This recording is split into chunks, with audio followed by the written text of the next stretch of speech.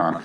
In April, Treasury noted that the elective surgery target is being gained with the prioritisation of people who haven't been waiting long over those who have. Is it fair to make people who have been waiting longer continue to wait so that your target improves? No, we are focused on long waiters with our elective boost. That is the expectation and that is the results of the numbers. The elective boost is focused on long waiters because actually it is important that people get seen. The target is about ensuring people get seen within 4 months, and the elective boost has been focused on those long waiters so that they are able to get their treatments seen in a timely manner. And so we make no apology for our elective boost policy and what we're doing, utilising the private sector, and the focus is on long waiters. Treasury is saying you've created a system of incentives where people are prioritising short waiters in order to meet your targets. Well, the numbers is that fair? No, Treasury says all sorts of things. My point here is the facts. The facts are the majority of the people receiving treatment for elective boost are people waiting over 4 months. Yeah, the economists say all sorts of things that disagree with me. Is it also a fact? Yeah, Treasury's not our friend. That since mid-2020... Objections from the panellists? No. I just found it really funny how he just kind of said, well, Treasury says all sorts of things. I'm like, yeah, they're the economists and the accountants. Of course, they're going to say yes. What did you expect? Yes. They might say things Treasury just does their job. Yeah. Their things are not sit down there and, parrot what you say. Yeah, Treasury disagrees with me, therefore they're wrong. Yeah, they're woke news. 23, where 62% of people were receiving their elective treatments within 4 months. This is now down to 57.3%. Well, the data was released yesterday, but that is why we put in place elective boost.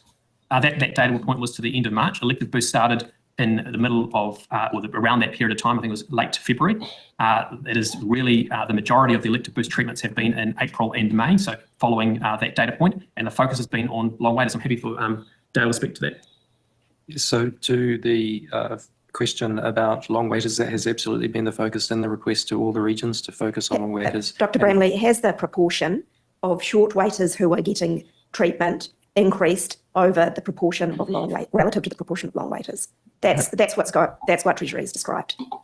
The focus for the elective boost has absolutely been on long waiters. Can you answer my question, please, Dr. Bramley? It is a high proportion of long waiters in the elective boost for sure. So the elective overall, boost in terms of people getting surgery now, has the proportion of people who have been waiting for less than 4 months gone up in terms of who is getting treatment? I look forward to you celebrating our Q4 data on the elective treatment. Well, it'd be good if you released your data. Q4 hasn't actually finished yet.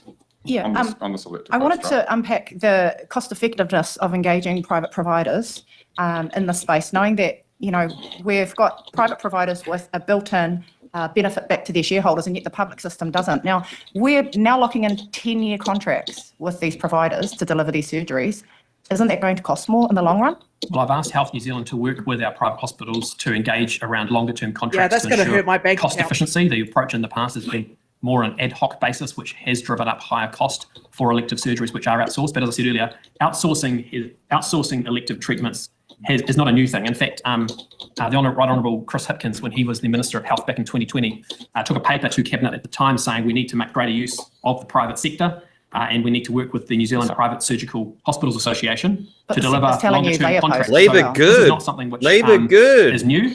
It is something we want to make sure we are delivering and maximising the sector's delivery. Telling you not to do this. It's Well, not we just need to about maximise delivery against both the public system and the private system. And part of the elective boost is actually part of the elective boost is actually investing more into Burwood Hospital and into Totara Haumāru in Auckland to ensure that we are delivering more through the dedicated elective treatment hospital services that Health New Zealand also operates, so that patients can be seen in a timely and quality manner.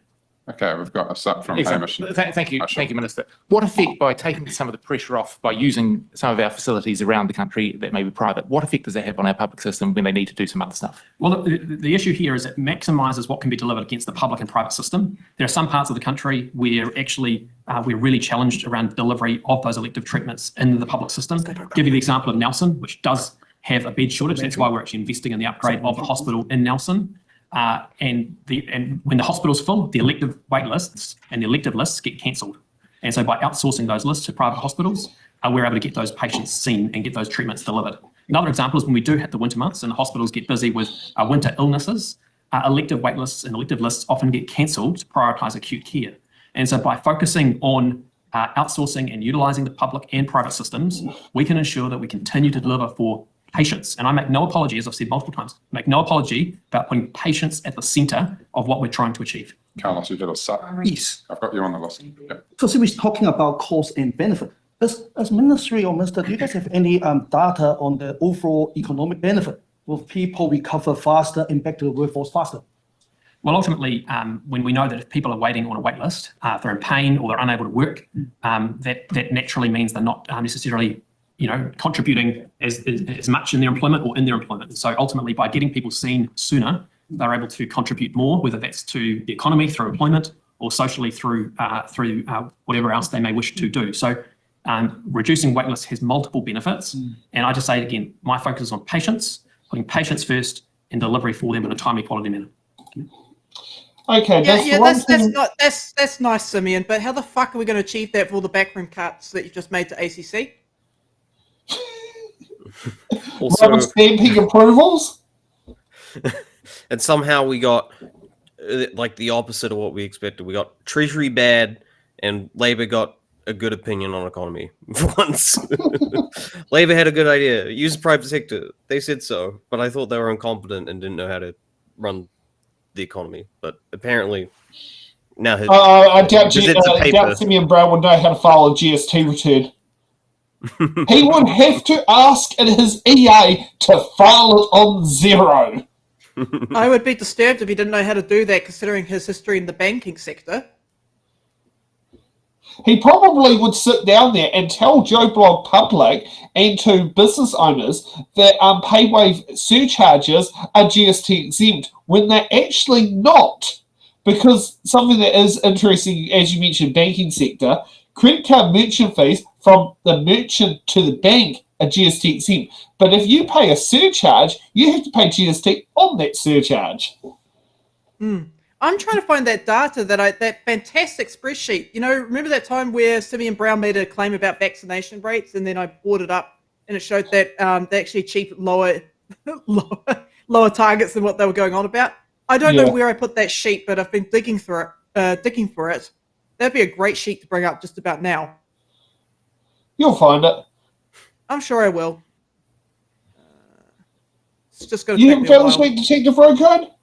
Sorry? What You was haven't that? found the sheet detective road code? No, I mean, I've got some sheets. But not the sheet that Laura can't find. Yeah, no, it's not. Yeah, this I know one. what sort of Something sheets about a you've got, mango. mate. Oh. It's not the sheets that I need. Oh, I got a sheet here that's a printout of a page of Friedrich Hayek's The Privatization of Money.